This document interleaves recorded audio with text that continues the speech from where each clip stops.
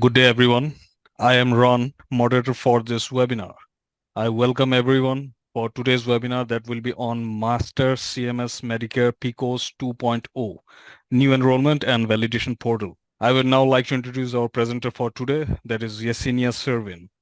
Yesenia Servin, CPM SM PESC, is an expert in credentialing and provider payer enrollment with over 23 years of experience in the healthcare industry.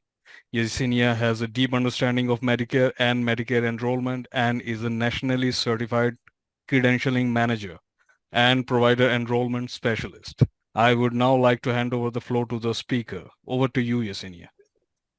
Thank you so much, Ron, and thank you everyone for attending today. I'm so excited to share with you. Today we're going to focus on PECOS 2.0. It's not out yet.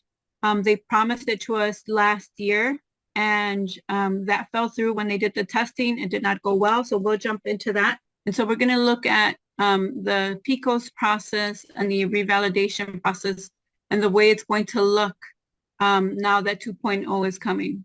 So what's coming this year, right? Like I mentioned, they promised it to us last year, 2023, and there was a testing mode.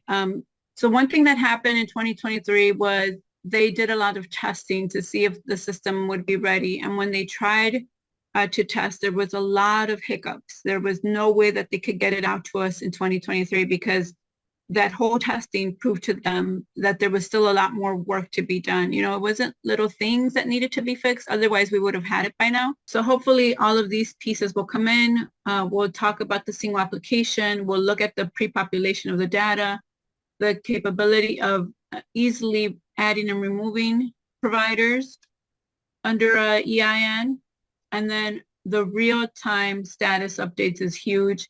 And those revalidation reminders. Federal government, CMS, the Centers for Medicare and Medicaid Services, has clearly told us that we need to have our own CMS login. And within that CMS login, we connect to our organizations and our individual providers. The other big thing is you won't have to transfer data over.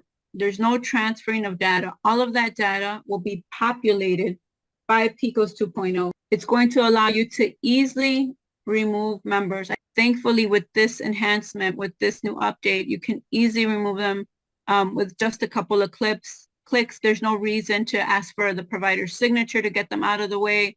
You will actually have the power to just do so when you need to. Another big portion is that as you're actually entering information, it'll give you exact questions and red flags and yellow flags. And although PECOS gives me a checklist, I still keep a written checklist as I'm going through the application. The other huge change, very big and very exciting, and that's why you've probably noticed that there's been a huge increase in staffing with your MAC if you deal with your MAC regularly. And then there are going to be revalidation reminders. The other way that we get notification or that we find out is if we log into PECOS and check that revalidation section on a regular basis. So I would recommend checking it every other month. The thing that's going to happen next that I'm very excited about is that when you log into PECOS 2.0, it'll give you the reminders immediately. So let's look at, a mock-up of what it will look like, the PECOS 2.0, and how the menus and the visuals have changed and how much more accessible it will be to all of us. So when you log in, you'll have menus at the top that will give you a current application report. So same thing here. It'll actually, when you click on that profile, it'll remind you what enrollment you're working on, what state. Once you enter the NPI information, that better match that NPES profile, right? So that's one thing that you want to start doing right now. If you're not doing it at present, you have to make sure that you're doing it before this comes into play. So that's one thing that I want you for sure to take away today is make sure you're doing those steps, and we'll review some of the other things that you need to do by then. So for sure you're reviewing the NPES profile. And if you haven't before, you're going to do that now with all your practitioners and all your organizations. When they fully implement it, the system might take a bit to actually get loaded correctly and work properly. So that's why I keep stressing to you, please just do all of this now. Again, as we're navigating through the application, I just want you to appreciate the ease of it, the easy to read, easy to look at, easy to pull the information. So you see, as we're going through it, you actually just continue to scroll down to get to each section. You don't have to go next. So this is another big piece that you have to make sure the provider and supplier ownership is consistent across the enrollment with the tax ID. And then certifications. I know people that sometimes don't add certifications. I always encourage you to add these certifications. And then correspondence mailing address. This is one section that is so beautiful as well. And then for the contact persons, you can designate a primary contact. And then you can enter as many contacts as you'd like. And so let's review what we've talked about, right? Anything that you need to do right now. Like I mentioned, I don't want you to wait because that wait time might be for 2 weeks, 3 weeks, 4 weeks, and you don't want to have to stress and bite your nails while we're in the downtime. Yes, you'll be able to say, well, CMS still has us on hold because they're implementing the 2.0, but at least you can say, but I've completed all of these pieces ahead of time. So all this data will be transferred into 2.0. And at present, we don't have to stress about anything. So you want to create your checklist. We talked about the NPES. We talked about the ownership. Complete the application in PECOS. You don't have to submit it.